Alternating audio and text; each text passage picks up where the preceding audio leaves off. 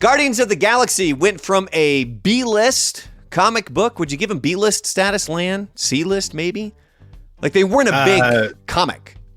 Well, it was definitely like C status in the 90s. But they have vaulted themselves to A-list with the MCU. Yeah, okay, there's an argument to be made there, but yeah, sure. Apparently, Lan does not agree with that. But I got 5 questions here for you. Each, one question per character in Guardians of the Galaxy. Here's question number 1. Who did James Gunn bring in during Chris Pratt's audition for a chemistry test? Was it A, Dave Bautista, B, Zoe Saldana, C, Bradley Cooper, or D, Vin Diesel? I'm going to say Bradley Cooper. It was not Bradley Cooper. It was Dave Bautista. Oh, wow. So James Gunn wasn't initially interested in Chris Pratt for the role, and Pratt was bombing his audition at the time, so Gunn brought in Bautista, and then it was their rapport together between Bautista and Pratt that essentially got Pratt the job. So other actors that were considered for the role of Star-Lord include John Krasinski, Zachary Levi, Aaron Paul, Eddie Redmayne, Glenn Howerton, and Joseph Gordon-Levitt. All were considered for that role. All right, Joe, for 1, here's number 2. Who was James Gunn's first choice for Gamora? Was it A, Gina Carano, B, Olivia Wilde, C, Zoe Saldana, or D, Rosario Dawson? I'm just going to say it was Zoe Saldana the whole time. Yay! On the board with 1. Yeah, it was her. So each of the actors that were listed were up for the role. So Gina Carano, Olivia Wilde, Rosario Dawson were all considered for the role, but Saldana was Gunn's first choice. And he thinks that it's the only casting idea that was in his pitch that ended up happening. But then he did write the role of Yondu for Michael Rooker, but that part hadn't been written yet by the time that they were doing all of this stuff. So, little Yondu, little tidbit there for you.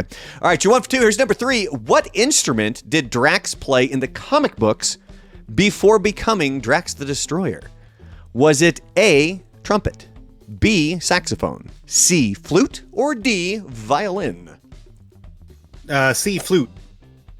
No, it was not a flute. It was a, as Homer Simpson would call it, saxophone. So it was B in the comics. Drax, do you remember what his original name was before he became like his backstory in the comics drastically different than in the movies? Yeah, no, I don't remember. Arthur Sampson Douglas. He was a saxophone playing real estate agent. So after Thanos kills his family, his spirit is then placed into a new powerful body with his sole purpose being to kill Thanos. So that's the backstory from the comic books. Some other actors that were up for the role of Drax include Jason Momoa and Chadwick Boseman. Yeah, wow. All right, you're 1 for 3. Here's number 4. What superhero comic does Rocket make his first appearance? Was it A, Incredible Hulk, B, Iron Man, C, Spider-Man, or D, Doctor Strange?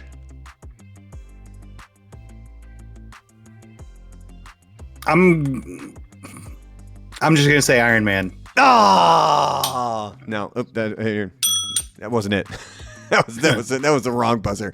It was the Incredible Hulk, actually. So technically, Rocket first appeared in Marvel Preview number 7, which came out in the summer of 1976. In the backup feature, quote, the name, The Sword in the Star, and he was first called Rocky.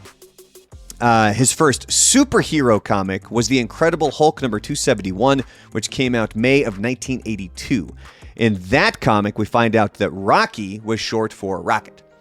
Some other actors that were considered to play basically the voice of Rocket Raccoon include Adam Sandler, David Tennant, Jim Carrey, Danny DeVito, and John Benjamin, who would have been awesome. I would have loved John Benjamin. Now, granted, Bradley Cooper does a fantastic job, but I just love John Benjamin's voice.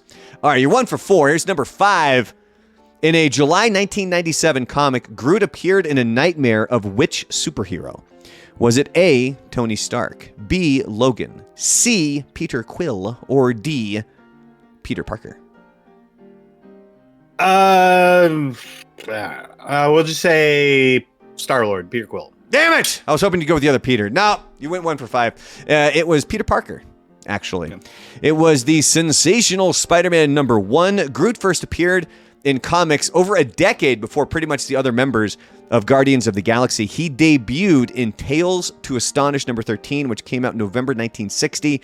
And apparently Jim Carrey and Adam Sandler were also up for the part of Groot as well, which obviously went to Vin Diesel. It's all about family and Guardians of the Galaxy.